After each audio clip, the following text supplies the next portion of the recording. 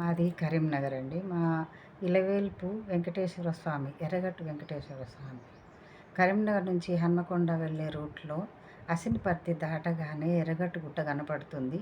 ఎర్రగట్టు గుట్టకి ఆ స్వామి వెలిసి ఉన్నాడు.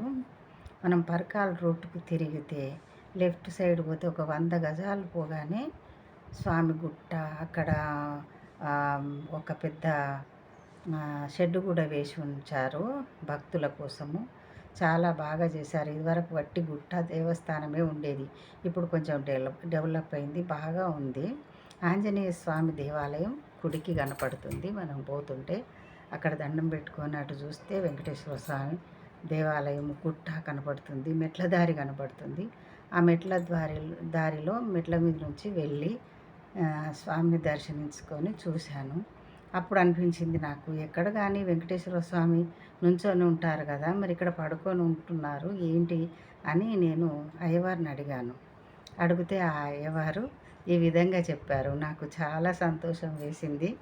అది మీరు కూడా వినాలని నేను వీడియో చేశాను. మీరు వినండి, నేను చూపిస్తాను. ఫోటో తీయాలా మమ్మ మీది?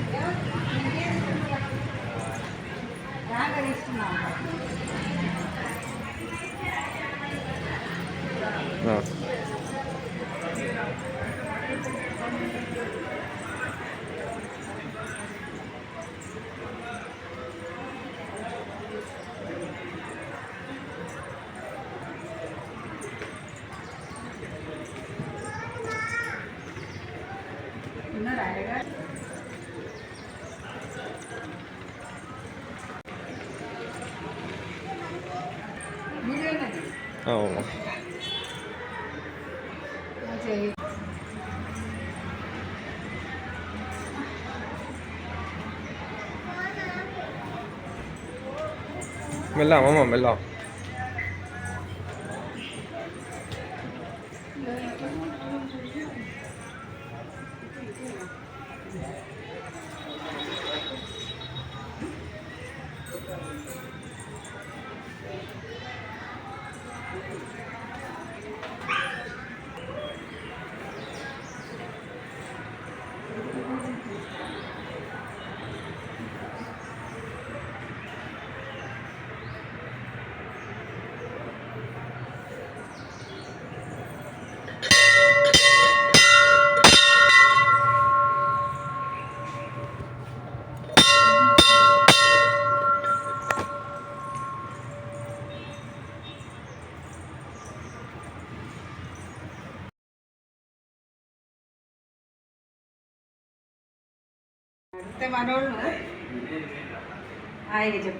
నల్లగట్టుగుట్ట మీద వెలిసిండు. అక్కడ స్వామికి నచ్చక కుబేరుడికి డబ్బులు కలవాలని కుబేరుడికి అప్పు తీసుకున్నాడు పెళ్లికి. వెంకటేశ్వర స్వామి తీసుకోగా ఆ యొక్క డబ్బు కట్టాలని చెప్పి ఎంబడి పడతాడు అన్నట్టు.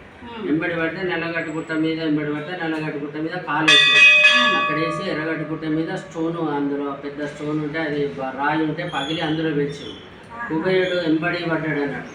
వెంబడి వాడు, ఏది స్వామి నేను నీ కొరకు పైసల కొరకు నేను వస్తా అంటే అప్పులోడు వస్తే దాక్కుంటారు కదా, అదేవిధంగా వెంకటేశ్వర స్వామి సొరకలే దాక్కున్నాడు.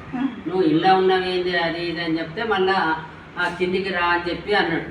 అంటే కింద అమ్మవారు ఉన్నది, కిందికి రా అని చెప్తే కిందికి వచ్చినాక కొంత డబ్బు ఇచ్చినాక అయ్యో స్వామి ఇంత దూరం నడిపించిండా అని చెప్పి అమ్మవారు కాళ్ళు ఒత్తుతున్నది అన్నాడు.